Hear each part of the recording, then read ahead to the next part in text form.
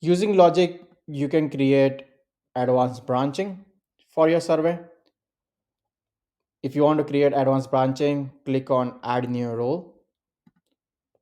You can define the rule. In for this survey, I'm going to read and the survey for detractors, and decision is where you'll the action will be taken when then condition is matched.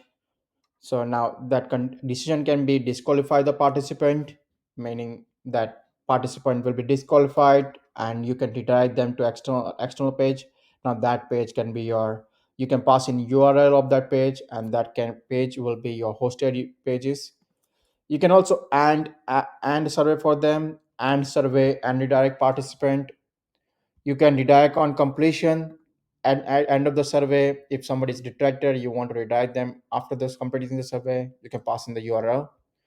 You can also choose to redirect within a different question, and you can select that question from the drop down. And once you're ready, click on create. You can add as many of the rules that you need for your survey, and you can visually inspect the rules from the designer. Variable is where you will start passing the information to query.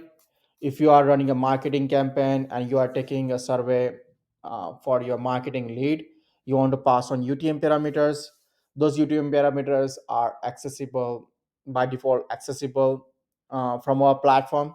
So it's explicitly, you don't need to define those variables, but there are information like product, first name, last name, and location kind of information that we don't support by default. We have a help center guide. You can go to help.query.com where you can search survey variables. You can see what variables we support by default and what you might need to create.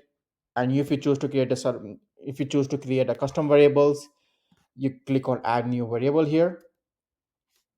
Now I can say product.